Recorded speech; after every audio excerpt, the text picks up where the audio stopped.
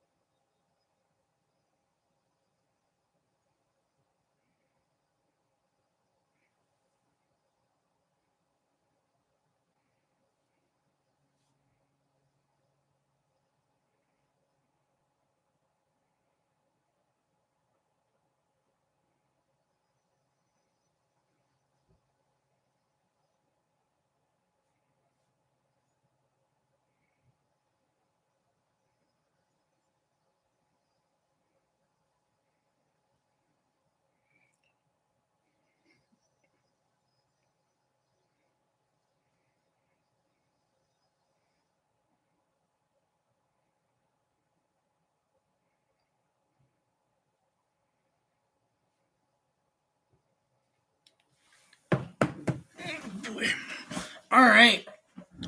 Let's start. Welcome to the this week's episode. Let's start. We're good. Hello, everybody, and welcome back to this week's episode of Benny in the Booth podcast, episode 31. Today's episode, we've got MLB recap. We've got the wrap up of the first round and how my predictions went, both with who won the series and in how many games. I also have, and then also we have some NBA and also the start of the second round of the NBA playoffs, as well as the NFL draft was over the weekend. Going over the first round picks, some other picks with names, and then my overall thoughts about the draft, along with also the trades that happened. So let's get into it. Before I get to the sports stuff, hello, Dale. I'm good. How are you? Welcome. But before I get into it, there are a few notes that I do want to say before we start. Once again, I have not been able to get a podcast guest for the pod with baseball season. I have not given up on it. I still want to try to do it throughout the season. So far, no luck, though. Whether it's don't get a response, but couldn't do it that week. But so far, I've had no luck with trying to get a guest on for the podcast. Other notes, I am hoping to have a logo coming soon, an official logo for the podcast. I'm going to have that being started on at some point, and more further upgrades as it goes along with podcast coming in the very future. And that's pretty much most up-to-date notes as of right now regarding podcast itself. So let's get into it. So the NFL draft was last weekend in Vegas. I want to start with the draft. And the first round itself, definitely there were picks that went ways people expected, and there were picks that went ways people didn't expect. There were teams that were able to capitalize on this draft, and there were teams that made moves that just made you scratch your head. So in the first round, the Jaguars took Trayvon Walker, defensive end out of Georgia, with the first pick. Aiden Hutchinson went second to the Lions, defensive end out of Michigan. Derek Stingley Jr., who's defensive back out of LSU, went to Houston. Sauce Gardner, I think his actual first name is Ahmad or something like that. Ahmad Gardner. Cornerback from Cincinnati went to the Jets. Kayvon Thibodeau, edge from Oregon, went to the Giants. I know he was good, but like the one thing I had known about him was like I've heard of him from before was when Oregon faced Ohio State last year, he didn't play because of injuries. Anyways, Ike Ekwonu, offensive tackle from North Carolina State, went to the Panthers at 6. Evan Neal, offensive tackle from Alabama, went to the Giants at 7. Drake London, wide receiver out of USC, went to the Falcons at 8. 1 second.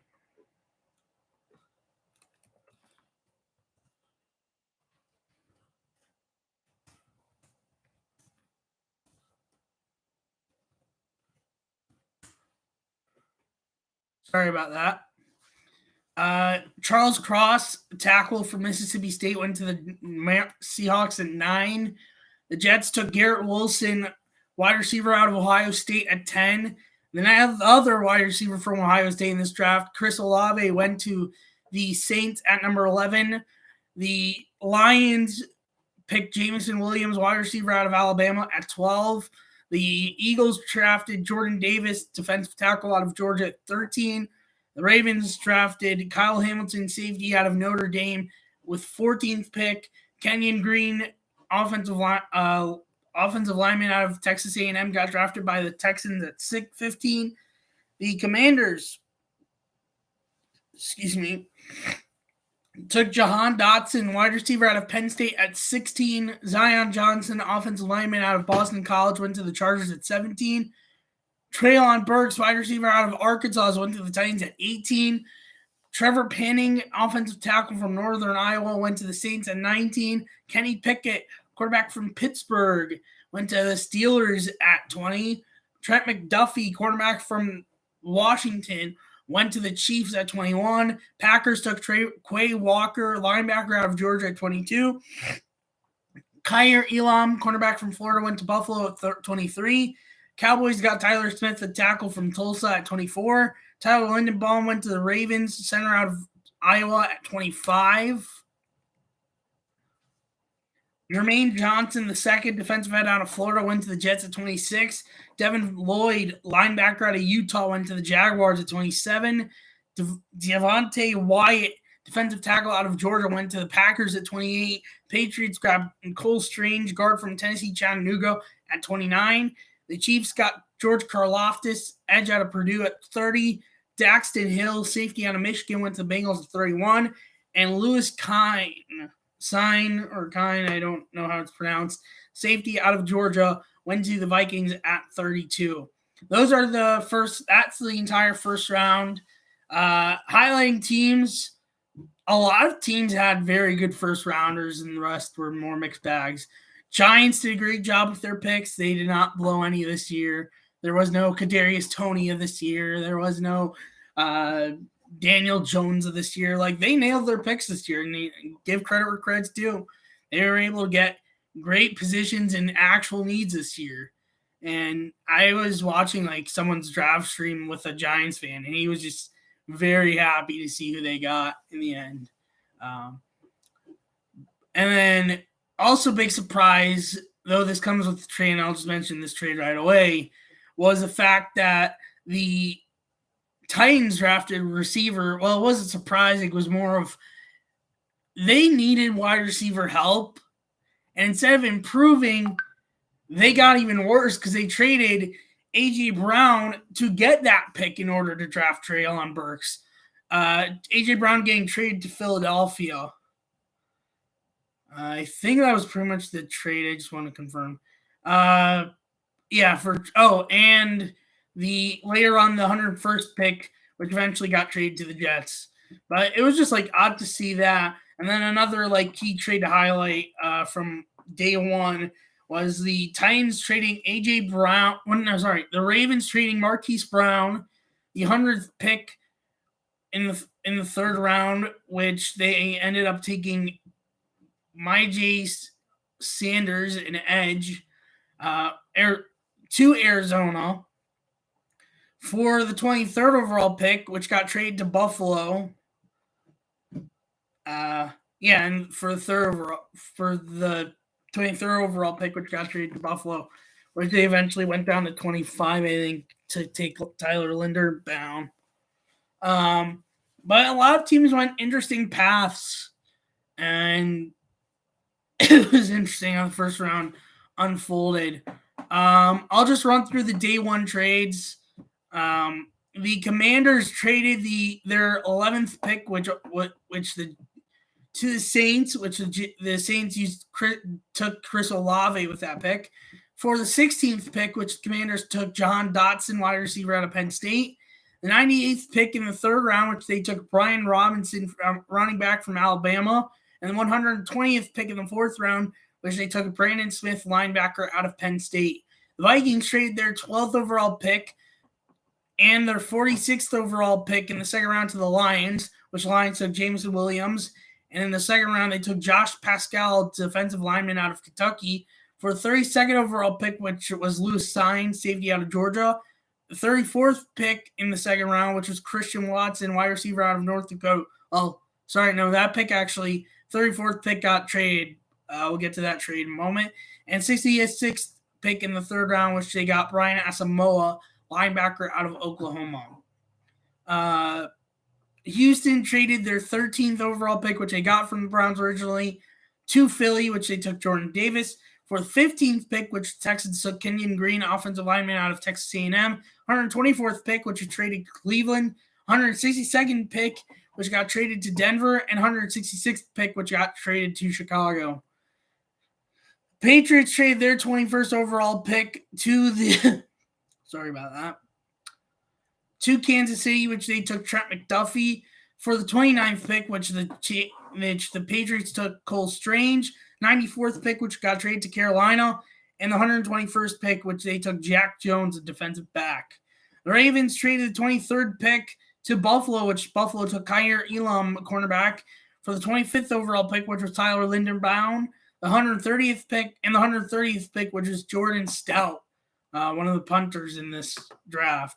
The Titans traded their 26th overall pick to the Jets and their 101st overall pick to the Jets, which they got Jermaine Johnson II and Jeremy Ruckert, tight end out of Ohio State.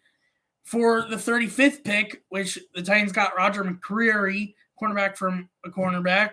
The 69th pick, which they got Nicolas Petit-Frere, offensive tackle, and 163rd pick, which they got Kyle Phillips, a wide receiver.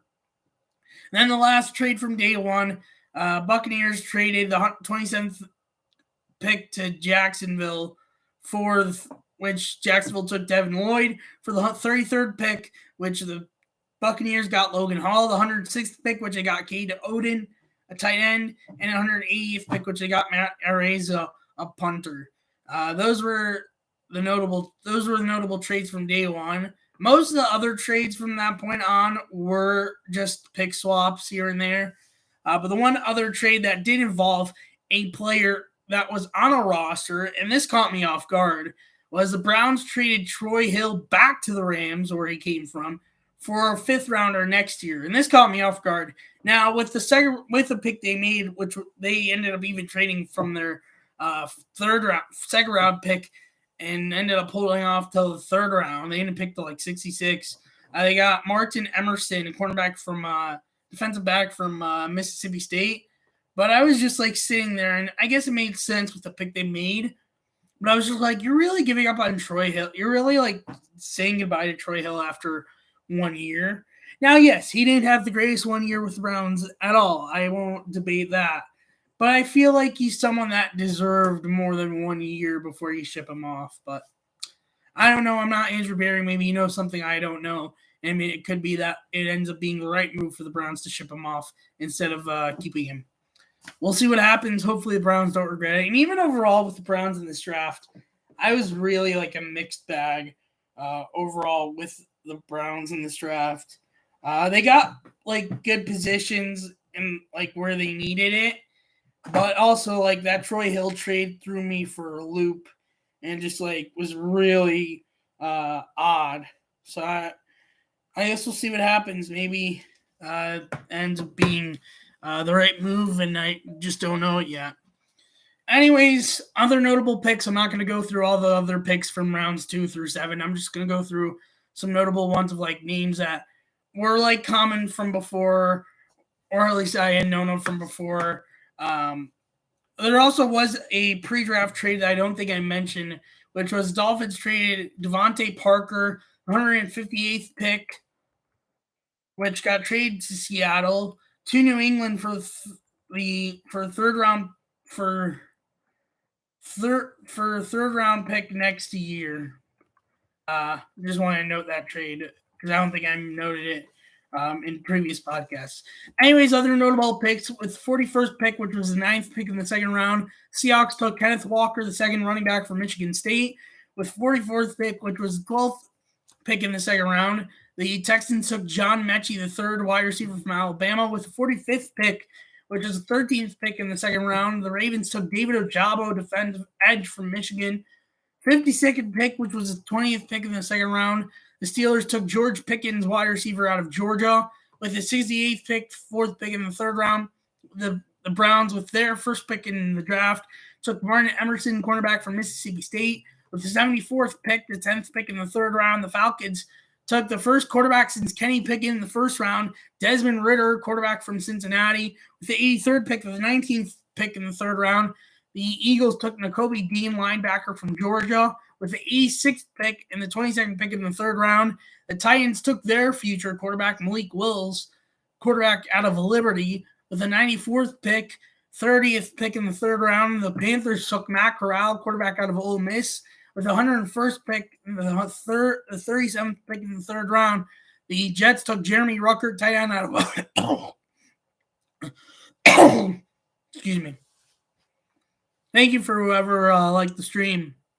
They took Jeremy Ruckert, tight end of Ohio State. With the 124th pick, the 4th pick, and the 19th pick in the 4th round, the Browns took Cade York, kicker out of LSU.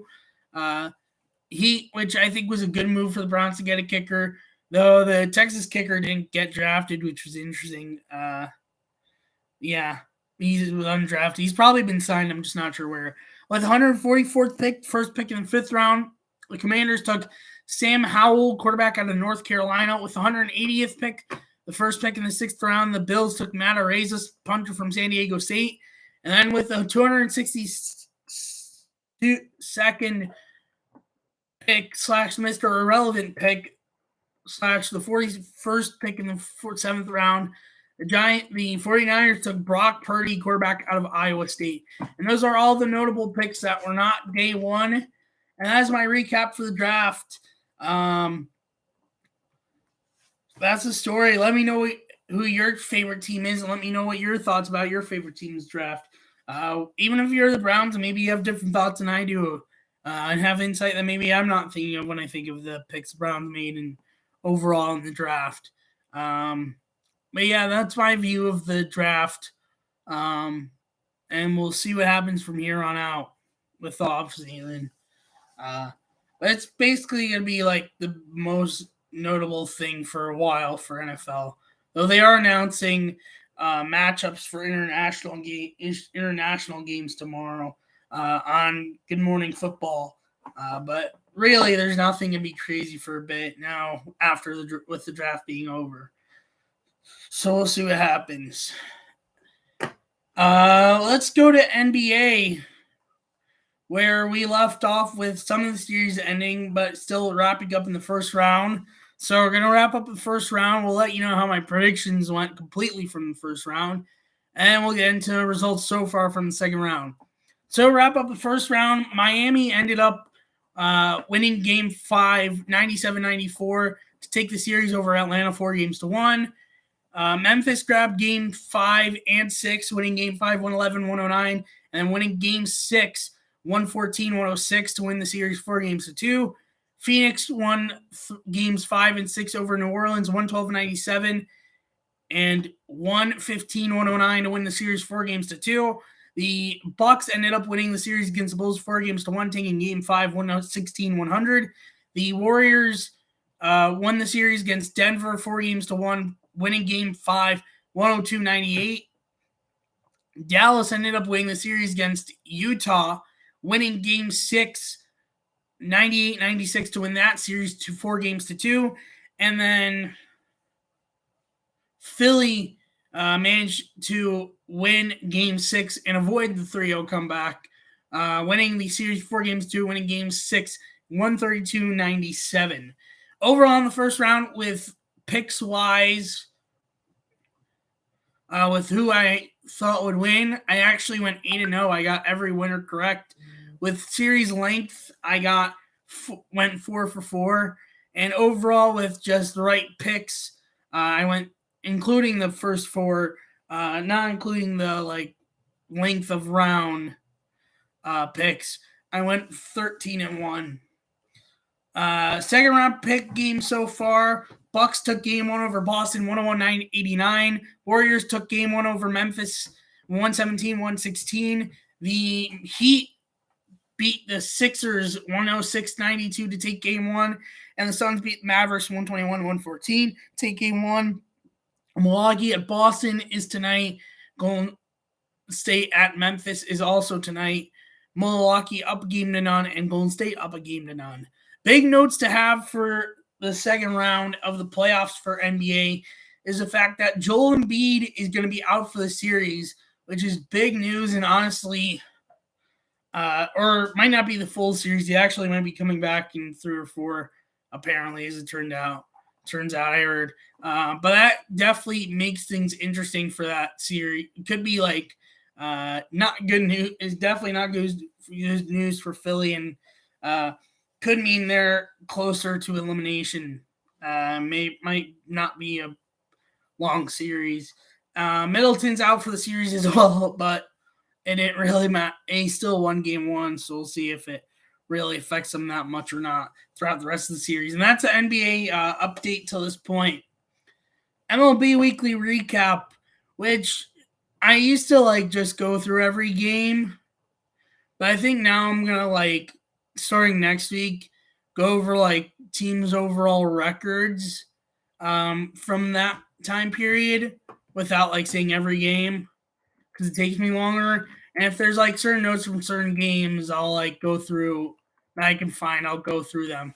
But I'm gonna go through certain. I'll go to say what the score from that game was. But so I'm gonna start with the notes from the games this week.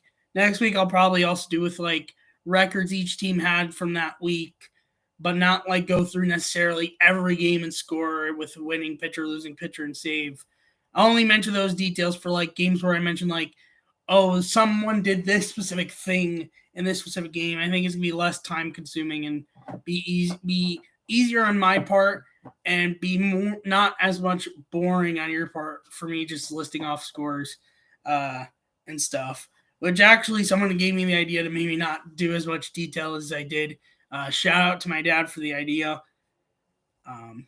So yeah, but so the first game I do want to note was Brewers Pirates from last Tuesday. Brewers won this game 12-8 in Pittsburgh. Brent Sewer with a win, Aaron Fletcher with the loss, Josh Hader with save. Notable note from this game is Willie Adames in this game had 4 hits, 7 RBI, had 2 home runs, 4 hits, 2 of them being home runs, and 7 RBIs in this game, which is a very good stat line. Next notable game I want to talk about is Blue Jays Red Sox. Blue Jays won in 10 innings, 6-5, and Jordan Romano got the win. Matt Barnes with the loss. Raimel Tapia with a walk-off sac fly to win that game.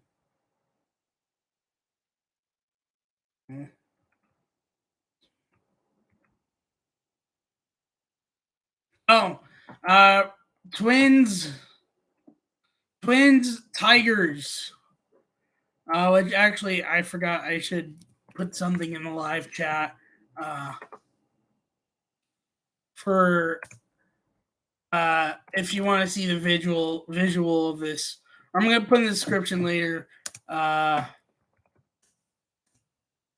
This was a crazy walk-off, and you're not going to understand it as much if you don't see a video of it. So I'm going to put a video of it in the description later so you guys can see it with a better explanation. But I will give my best explanation for it. But the Twins won this game 5-4 at home. Griffin Jacks with the win. Gregory Soto with the loss. What basically happened is they hit a fly ball into right field. Grossman couldn't get a grip on the ball. They tried to throw home. Caught in a pickle because two runner going back to third and runner coming into third. Thank you for whoever just liked the stream. Very much appreciated. And Barnhart, the catcher for the Tigers at that moment, or it might have been Haas now they realize it. No, I think it was Barnhart. Made a bad throw and it caused both runners to score to win the game for the Twins for them to win that game. Mets right now are really off to a really good start. They've won their first 7 series this year, and that's a first in their franchise history. I could go through all the wins, but it's not worth it. But they've just been they've all been off to a great start. And the craziest part is their pitching has one of the best team ERAs in baseball, and this is without their best pitcher. The fact that Scherzer, Chris Bassett, Carlos Carrasco, David Peterson, and Tyler McGill are all combining to be a part of some of the best team ERAs in baseball. And they don't even have DeGrom yet, who's not coming back till late May, early June. That's crazy. Now, could it be they still collapse as usual? It could be, but this is sorry about that. This is one of their best starts in franchise history, without a doubt. Let's see. Where else do I have notes here from a certain game?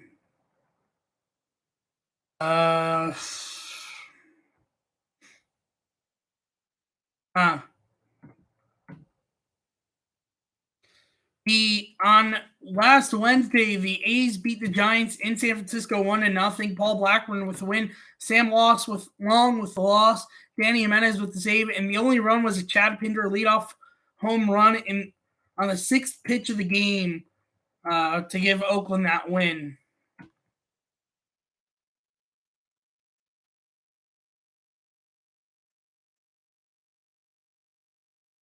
Let's see. Next week I'll have it more organized with the notes for the specific way I want to do these weekly reviews from now on. Oh yeah, one of the bigger games from this week, the Mets no-hitting the Phillies last Friday, 3-0. Tyler McGill with the win, Aaron Nola with the loss, Edwin Diaz with the save. Tyler McGill, Drew Smith, Seth Lugo, and Edwin Diaz all combining for a no-hitter. Their first no-hitter in baseball all this year, and the second Mets history first since Yohan Santana in 2012 against the St. Louis Cardinals.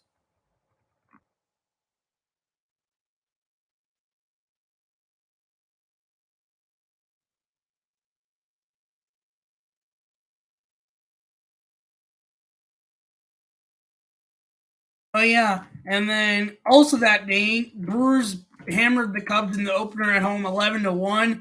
Hunter Renfroe had a 2-homer game in that game to help the Brewers beat the Cubs 11-1.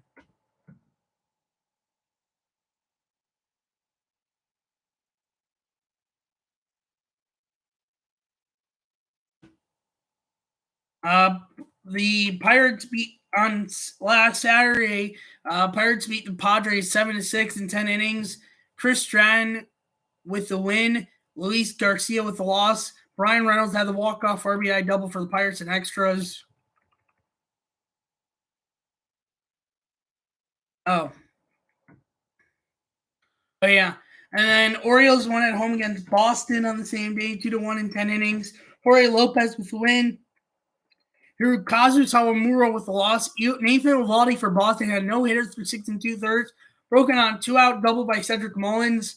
And they actually walked off on a bad throw off a bunt that scored Jorge Mateo to win the game for Baltimore.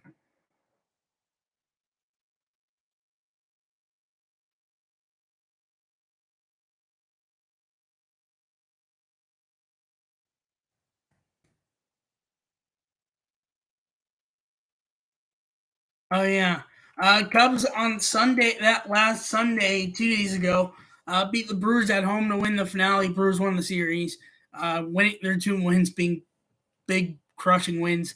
The Cubs won the finale 2-0. Marcus Stroman got the win with his first good start this year, especially that got credit with the win. 7 innings, 2 hits, no runs, 1 walk, 5 strikeouts. Corbin Burns got the loss. David Robertson with the save. Jordan Luplow had a 2-homer game for Arizona. They still lost to St. Louis on 2 days ago in St. Louis, 7-5. Cody Whitley with the win. Keenan Middleton with the loss. Ryan Helsley with the save.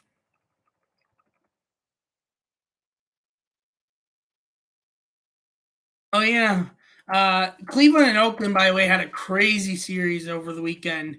Guardians swept, winning the finale 7-3. Tristan McKenzie with the win. James Caprillion with the loss. And this is notable because this is the first time Cleveland baseball team, specifically baseball team, including when they were not the Guardians, swept Oakland in 22 years. First time in 22 years. Those are all the notable notes from Sunday. Cardinals yesterday. The Cardinals in a makeup game beat the Royals 1-0. They're actually now in Kansas City. This game was in St. Louis. Steven Matz with the win. Zach Greinke with the loss. Giovanni Gallegos with the save. And the Cardinals' 1 run was Paul Goldschmidt solo home run in the first inning. Oh yeah, there's also another notable game that I guess I didn't write notes in. No, I think I did. I just realized I didn't mention it. I just gotta remember where it was. Here we go. Angels on Sunday won 6-5 in Chicago. Michael Lorenzen with the win. Dallas Keuchel with the loss. Ryan Tepera with the save. A 5-run ninth inning by the White Sox between Lorenzen and Iglesias. Lorenzen had a shutout going into the ninth. Blown. Gave up more runs. Iglesias came in. Couldn't get the job done. But eventually, to get the game within 6-5, but eventually Ryan Tepera came in to shut the door and get the save and get the win for the Angels. Blue Jays Yankees series in Toronto. Yankees won the opener 3-2. Clay Holmes with the win. Yimi Garcia with the loss. Shad Green with the save. Gleyber Torres having a two-run homer. Sorry, I just have 2-run home run.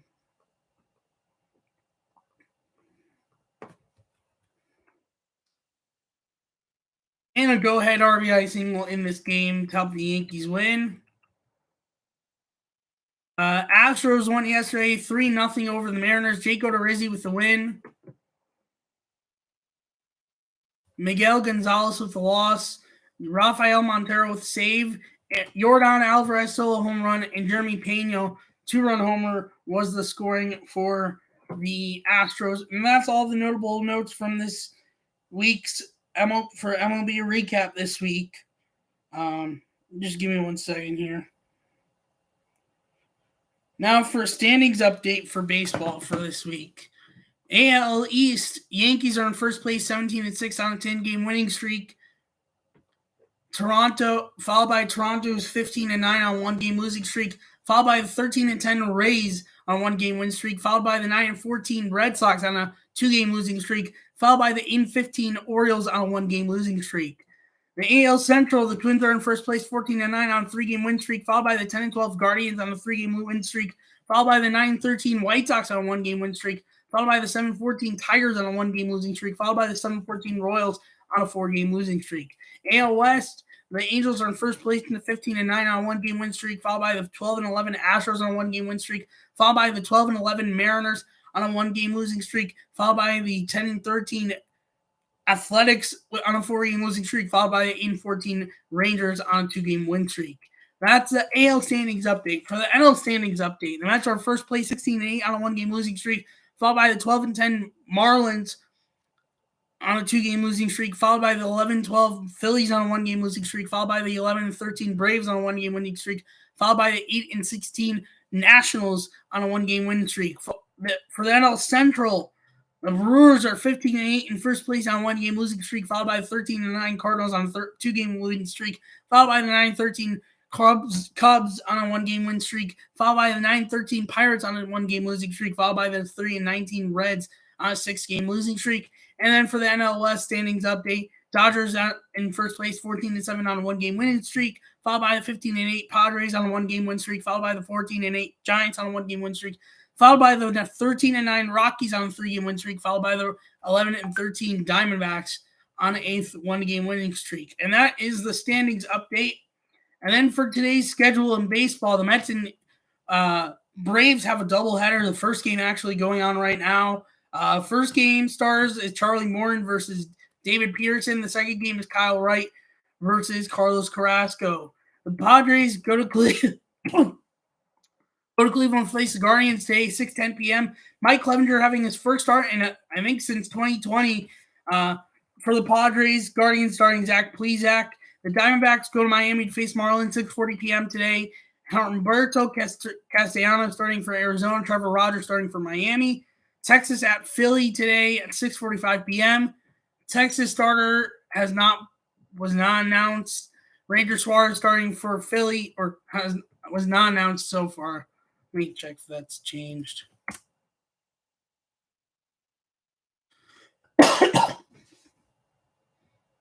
It's John Gray for Texas.